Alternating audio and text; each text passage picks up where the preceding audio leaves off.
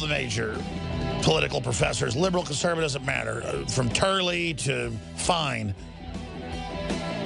from Bruce Fine to Jonathan Turley, say we're going into ultra-fascism. And I noticed the globalists have adopted fascist names, Homeland Security, the uniforms, because they know it's worked before for them to take over.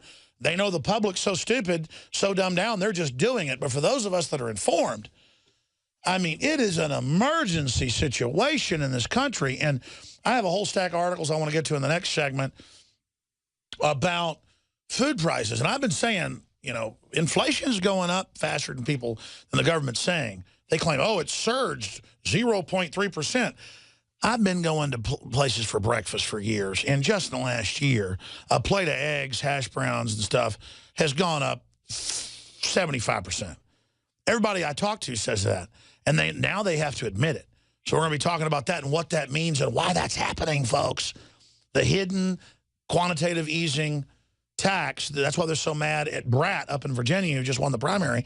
He's an economist, an engineer, and a bunch of stuff, is that he keeps pointing that out. Yeah. They go, oh, terrorist, weirdo. He's warning you about the Weimar Republic, David. No, he's all about pointing out what the bankers are doing, looting this country. And not your corner bank. That's right. They're great people. We're talking about the Federal Reserve. Yeah. That's right. The Federal Reserve, what they're able to do with that. And that's why they really don't like him. I mean, he's an economics professor. That's going to be an interesting race. His opponent is from the same small university. But, you know, he's an economics professor, and that was his core thing. He said, these guys ought to be put in jail. Look at what they did. It's counterfeiting. It's counterfeiting. Yeah. It's counterfeiting. So he understands what that is. Why is counterfeiting bad? Because it lowers the quality of the money. Yeah. Lowers the value. But they play these games with all the unemployment rates, with inflation rates and everything, because, you know, you can, depending on how you set up your equations, what you decide that you're going to But it's so bad, those don't even work now. Yeah, exactly. But that's the issue. Just like the illegals. You lower the wages in Mexico, you don't raise the Mexicans, you lower us, and then you lower them. And that's what Ross Perot explained in his debates. We should do a whole show on that. Yeah. On CNN. And Al Gore would act confident and laugh at him, and the media said, Perot was destroyed in the debate, and the weak public went, he was destroyed. Even though you watch it, and I watched it live at the time, I was, you know, like in college, Perot destroyed him. And, of course, they set up NAFTA 20 years ago, and they always like to set up the legal framework and then gradually bring it in as a fait accompli. Through that. Exactly. Just like the EU was an economic deal. Exactly. So that's why it is so amazingly scary when we see things like the NDAA, where he says the military can arrest you and hold you indefinitely without trial. They can transport you. They don't put that stuff in and not intend to use it. Well, I mean, take Ross Perot, we're going back to the border with Kit Daniels. You watch that. Ross Perot realized this was going to kill the country. And it wasn't that he was even a perfect guy.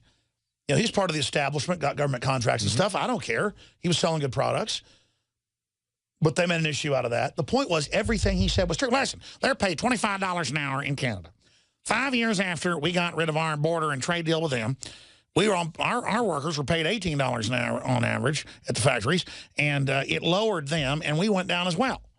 So what happens is they go down, we go down, and then you go to Mexico, it'll lower them and lower us. This is not a good deal for anybody but the guys that are running these companies. And listen, my issue is I'm all for free market. But this isn't free market when you set up a deal where you're dealing with a slave state like China and their workers. That will be a giant sucking sound to the bottom. You've got to demand higher pay for everybody across the board, but not with fixed prices and not with some minimum wage, but with not, debasing your industrial base. That's where the real value comes from. Now, who was right, him or Al Gore? Yeah, well, as you said before, Al Gore and Bill Clinton went to Bilderberg and said they were going to sign on to NAFTA, whatever they wanted.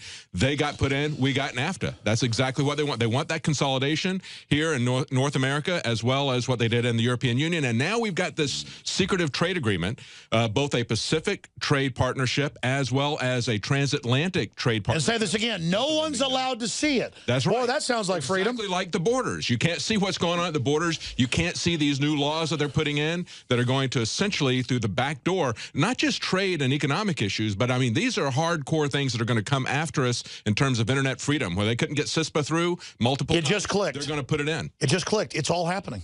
Yeah. We say the hammer hadn't dropped. It's just dropped. But it's the old question of if a tree falls, nobody hears it, did it make a sound? Well, the tree fell.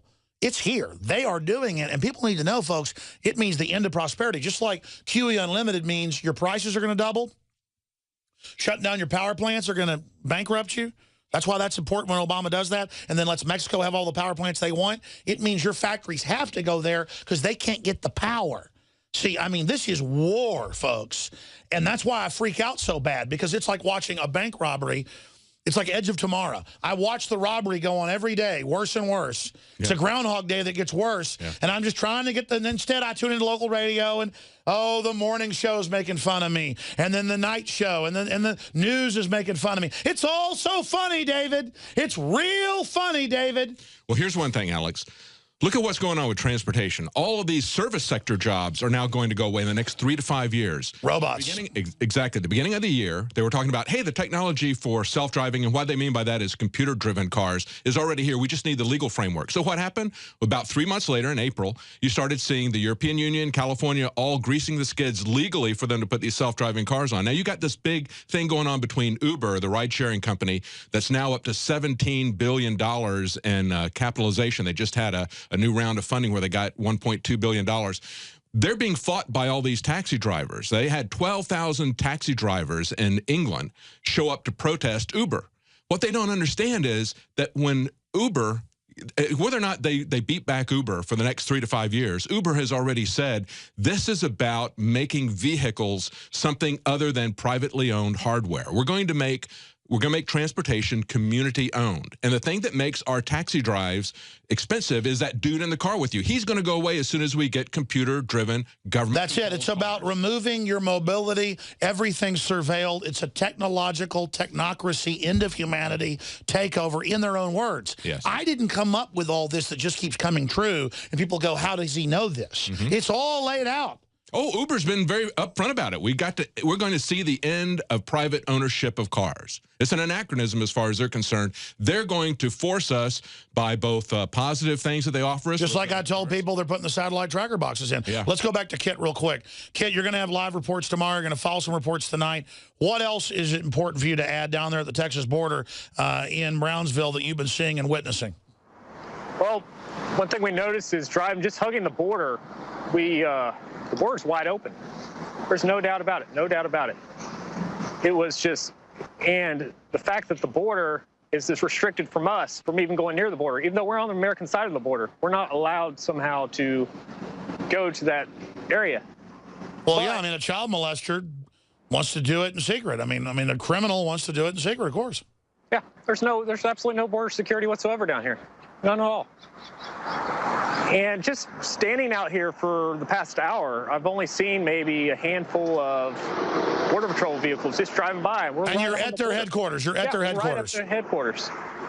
And to put it into perspective, I read an article recently, and even to add to that, the fact that the mainstream media is now starting to report on what we've been breaking the past 2 weeks. And they have said that the Border Patrol, their drug seizures for the past 6 months is down 34% in Texas alone. It's even double that in New Mexico. That just because all the Border Patrol officers are too busy changing diapers at the facilities that they're getting pulled off of the border. And people say, well, wait, the government wants a monopoly of drugs so the big banks can launder it. They don't need the Border Patrol anymore. The CIA runs Los Zetas on record. That came out in federal court. They're there to enforce only narcotics coming in laundered by the big banks. Mm-hmm. See, they've already got their police force internally. See, globalists get rid of the major borders, but then set up new secret borders. That's what Brzezinski talks about in subsectors. I mean, this is a scientific program. Alex Jones here to break down some exciting developments in the area of research concerning supplemental iodine. It's nothing less than phenomenal. I began to get into iodine a few years ago because it was helping me and my family so much get healthy and detoxify. And I used some of the mainline iodine supplements and they upset my stomach and I had some issues with it. Until I discovered a product being developed by Dr. Group, who I was already interviewing as an expert on my radio show, and I began taking the product before he actually rolled it out. You now know it as Survival Shield True Nascent Iodine that your body can really absorb. Then, about a year ago, he said, listen, if you think this is powerful, I'm going to come out with rare earth, deep earth crystals that are incredibly powerful that no one else has as a source for their iodine from between 7,000 and 12,000 feet, literally drilled out of the ground. You put it on a hot plate and it turns into the pure gas. No one else has 99.99% pure iodine. And the results that I personally have had have been life-changing. I was over 270 pounds. And with the iodine, exercise, and better diet, I have lost now more than 50 pounds total, and I'm continuing to lose the weight. I have more energy, my libido, all this crap came out of my skin. I believe our research is conclusive. This is the best iodine out there. And I know this for a fact. Nobody else has got iodine based on these pure crystals, ladies and gentlemen. This is innovating. This is trailblazing. And the best part is it helps fund Infowars.com, the radio show, the TV show, the whole media operation promoting true libertarian ideas. For a limited time, experience the ancient power of Survival Shield X2. Take advantage of this unprecedented 30% off Super Detox special at InfoWarsLife.com.